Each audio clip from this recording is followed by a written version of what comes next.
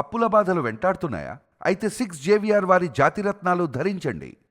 పాకిస్తాన్ మీద ప్రకృతి పగబట్టిందా అన్నట్టుగా పాకిస్తాన్లో వరద బీభత్సం సృష్టించింది. ఈ వరదకి పాకిస్తాన్లో కొన్ని రోజులుగా భారీ వర్షాలు పడుతున్నాయి. గత 24 గంటలుగా పరిస్థితి చూసుకుంటే బీభత్సమైనటువంటి వర్షం దాటికి పూర్తిగా వరద ఉప్పొంగి ప్రవహించి పాకిస్తాన్లో ఉన్నటువంటి ప్రధాన నగరాలు జలదిగ్బంధంలో చిక్కుకున్నటువంటి పరిస్థితి ఉంది. ముఖ్యంగా ఇస్లామాబాద్ కావచ్చు, తర్వాత రావల్పిండి కావచ్చు, గావల్మండి కావచ్చు, కటారియన్ కావచ్చు, ఈ ప్రాంతాలన్నీ కూడా పూర్తిగా జలదిగ్బంధంలో చిక్కున్నాయి. ఈ ప్రాంతాలు పూర్తిగా వరద నీటిలో చిక్కుకొని ప్రజలు బయటకు రాలేనటువంటి సిచ్యువేషన్ కనిపిస్తుంది. విజువల్స్ లో మీరు చాలా స్పష్టంగా చూడొచ్చు. ఆ వరద తాకిడి ఏ స్థాయిలో ఉందో మనం చూస్తుంటే పూర్తిగా ఇళ్లన్నీ కూడా మునిగిపోయినటువంటి దృశ్యాలే కనిపిస్తున్నాయి. పాకిస్తాన్ లో ఉన్నటువంటి ఈ భారీ వర్షాలు వరదలతో పూర్తిగా అతలాకుతలం అయిపోయింది. ముఖ్యంగా జంట నగరాలు చెప్తూ ఉంటారు, ఇస్లామాబాద్ అలాగే రావల్పిండి. ఈ జంట నగరాల్లో ప్రస్తుతం ఉన్నటువంటి సిచ్యువేషన్ చూస్తే మాత్రం అత్యంత దారుణమైనటువంటి పరిస్థితి కనిపిస్తోంది. ప్రజలు ఒక భయానకమైనటువంటి వాతావరణంలో అక్కడ కాలం గడుపుతున్నటువంటి సిచ్యువేషన్ చాలా స్పష్టంగా కనిపిస్తుంది. అంటే పాకిస్తాన్ లో లోతట్టు ప్రాంత ప్రజలను ఇప్పటికే పునరావాస కేంద్రాలు తరలించేశారు. వేల మంది జనాన్ని, ముఖ్యంగా నేను ఇప్పుడు చెప్పినటువంటి నగరాల్లో ఇస్లామాబాద్ కావచ్చు, రావల్పిండి కావచ్చు, గావల్మండి కావచ్చు, కటారియన్ కావచ్చు, ఈ ప్రాంత ప్రజలని సురక్షిత ప్రాంతాలకు తరలిస్తా ఉన్నారు.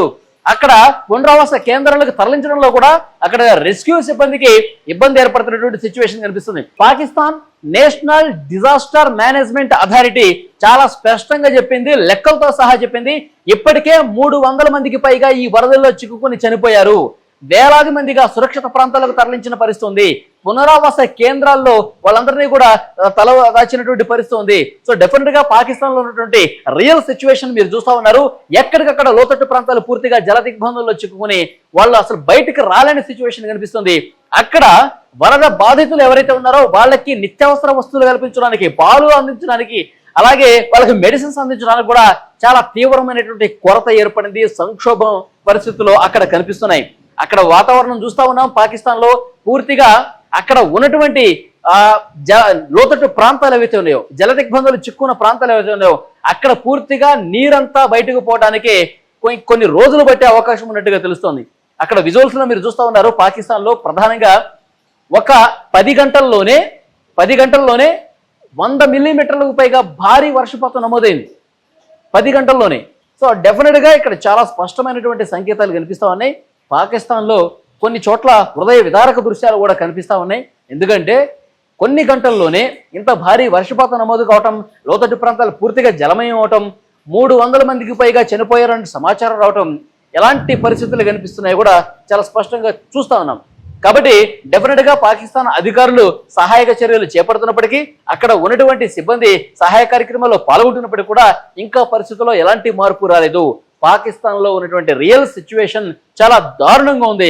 వర్షాలు వరదలతో పూర్తిగా పాకిస్తాన్ లో పరిస్థితులు అత్యంత భయానకంగా ఉన్నటువంటి దృశ్యాలు చాలా స్పష్టంగా కనిపిస్తున్నాయి. మరొక ముఖ్యమైన విషయం, ఇప్పుడు పాకిస్తాన్ లో ఈ పరిస్థితి మొత్తం చూసిన తర్వాత పాకిస్తాన్కి ఒక శాపం తగిలిందేమో. పాకిస్తాన్కి నిజంగా పెహల్గాం దాడితో భారతదేశంలో ఉన్నటువంటి 26 మంది అమాయకుల ప్రాణాలను పొట్టన పెట్టుకున్నారు. అది పాకిస్తాన్ ప్రేరేపిత ఉగ్రవాదులు చేసినటువంటి దాడి. ఆ పాకిస్తాన్కి ఇది కావాల్సిందే. పాకిస్తాన్ పాలకులు, పాకిస్తాన్ ఉగ్రవాదులు చేసినటువంటి ఈ దాడి వల్ల పూర్తిగా ఇప్పుడు పాకిస్తాన్ ప్రజలు ఒక శాపాన్ని అనుభవిస్తున్నారా, దాని ఫలితమేనా ఇది అని చెప్పి మాట్లాడుకుంటున్నటువంటి పరిస్థితి ఉంది. సో డెఫినెట్ గా ఇంకా వర్షపాతం అక్కడ బీభత్సంగా పెరుగుతుంది. 10 గంటల్లోనే కొన్ని 100 మిల్లీమీటర్ల వర్షపాతం నమోదయ్యి ప్రజలు ఇక్కట్లు పడుతున్నారంటే ఫస్ట్ ఫ్లోర్, సెకండ్ ఫ్లోర్ వరకు ఆ వాటర్ పూర్తిగా వచ్చేసి వాళ్ళ జీవనం చాలా దుర్భరమైన పరిస్థితుల్లో ఉన్నాయంటే గనక డెఫినెట్ గా అక్కడ పూర్తిగా వాతావరణం మారిపోయింది. భారీగా కురుస్తున్నటువంటి వర్షాలు, కొద్ది గంటలుగా కురుస్తున్నటువంటి వర్షాలు, ఎడతెరిపి లేకుండా కురుస్తున్నటువంటి వర్షాలతో ఒక బీభత్సమే కనిపిస్తోంది. అక్కడి ప్రజలు సాయం కోసం అర్థిస్తున్నారు. ఎవరైతే ఇళ్లలో ఇంకా చిక్కుకుపోయి ఉన్నారు, ఇంకా బయటకు రాలేని సిచ్యువేషన్ ఉందో వాళ్ళని కాపాడే ప్రయత్నాలు చాలా సీరియస్ గా జరుగుతున్నాయి. వాళ్ళని అక్కడ ఉన్నటువంటి ఆర్మీ కావచ్చు, అధికారులు కావచ్చు, వాళ్ళని కాపాడే ప్రయత్నాలు చాలా సీరియస్ గా చేస్తున్నటువంటి సిచ్యువేషన్ కనిపిస్తోంది. సో డెఫినెట్ గా మరొక ముఖ్యమైనటువంటి విషయం, ఈ వర్షాలు అనేవి ఇప్పట్లో ఆగేలా లేవు. మరికొన్ని రోజుల పాటు, ఎందుకంటే జూన్ నెల 16 నుంచి కూడా వర్షాలు పడతా ఉన్నాయి. జూన్ 16 నుంచి మొదలు పెడితే ఇప్పటి వరకు సరిగ్గా ఒక నెల రోజులుగా వస్తుంది. నెల రోజుల్లో పాకిస్తాన్ లో ఏదో ఒక మూల భారీ వర్షపాతం నమోదవుతానే ఉంది. లోతట్టు ప్రాంతాల్లో జలమయమవుతానే. ఇప్పటికీ 300 మందికి పైగా చనిపోయారంటే అక్కడ ఉన్నటువంటి చిన్న చిన్న నదులు కావచ్చు, లోయలు కావచ్చు, పూర్తిగా అన్ని కూడా వరద గుప్పిట్లు చిక్కుని ఆ వరద ప్రవాహం పూర్తిగా లోతట్టు ప్రాంతాల వైపు దూసుకొస్తుంది.